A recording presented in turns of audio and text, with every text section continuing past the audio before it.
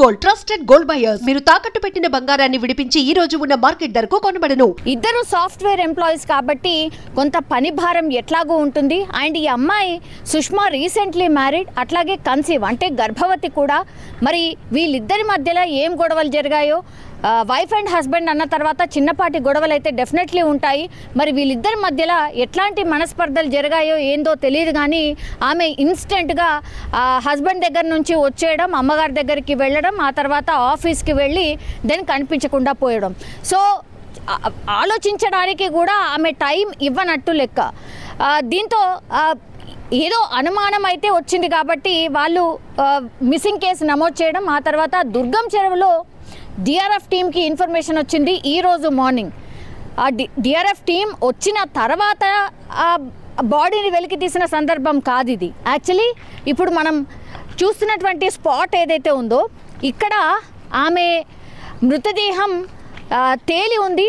Morning walkers వస్తూ ఉంటారు, దుర్గం చెరువు దగ్గర ఒక బాడీ కనిపించింది అని ఇక్కడున్న వాళ్ళు చెప్పడం, ఆ తర్వాత వెంటనే డిఆర్ఎఫ్ టీమ్కి ఇన్ఫర్మేషన్ ఇవ్వడం, అండ్ డిఆర్ఎఫ్ టీం వచ్చి ఎవరు ఏంటి అనేది తెలుసుకునే ప్రయత్నం చేసినప్పుడు ఇప్పుడు సుష్మా అనే అమ్మాయిది అని తేలడం అయితే జరిగింది. ఇంకోటి ఏంటంటే 8-8:30 ప్రాంతాల్లో నిన్నటి నుంచి కూడా కనిపించకుండా పోయింది కాబట్టి పూర్తిగా ఒకవైపు సర్చ్ ఆపరేషన్ ఒకవైపు జరుగుతోంది, ఇంకోవైపు ఏమో ఈ అమ్మాయి మృతదేహం ఇప్పుడు దుర్గం చెరువులో కనిపించడం జరిగింది. సో ఇవి రెండు మ్యాచ్ అయ్యాయి కాబట్టి అప్పుడు పోలీసులు నిర్ధారణకు వచ్చారు. ఎస్, సుష్మా కోసం నిన్న మిస్సింగ్ కేసు ఏదైతే నమోదైందో ఈరోజు దుర్గం చెరువులో ఆమె బాడీ తేలినటువంటి పరిస్థితి కనిపిస్తోంది. నిజంగానే ఇది అత్యంత బాధాకరమైనటువంటి ఇన్సిడెంట్స్ ఈ మధ్య కాలంలో చాలా జరుగుతున్నాయి. అండ్ స్పాట్లో డిఆర్ఎఫ్ టీం చేరుకొని ఆమెని బయటికి తీసిన తర్వాత పేరెంట్స్కి ఇన్ఫర్మేషన్ ఇచ్చారు కాబట్టి అప్పుడు ఈ అమ్మాయి సాఫ్ట్వేర్ ఎంప్లాయీ, అట్లాగే ఈమె జీతం వచ్చి కూడా ఏం మామూలుగా కూడా లేదు, 80,000 నుంచి ₹1,00,000 జీతం. అట్లాగే హస్బెండ్ కూడా సాఫ్ట్వేర్ ఎంప్లాయీ, ఈమె కేవలం 27 సంవత్సరాలు మాత్రమే.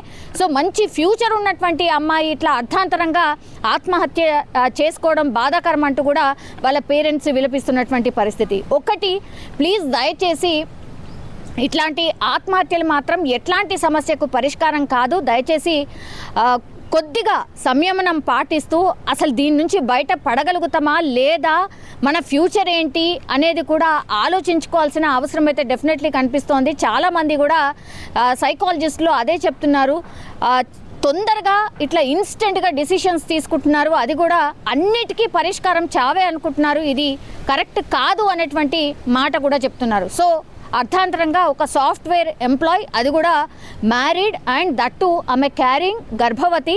సో జస్ట్ వాళ్ళ హస్బెండ్తో చిన్నపాటి గొడవ, ఆ తర్వాత ఆమె పూర్తిగా ఒకటేసారి ఈ డిసిషన్ తీసుకోవడం, అంటే నేను చనిపోవాలి అంతే, దీనికి ఇదే పరిష్కారం అని డిసిషన్ తీసుకోవడం, ఆ తర్వాత వచ్చి ఇక్కడ దుర్గం చెరువులో ఆత్మహత్య చేసుకోవడం అయితే జరిగింది.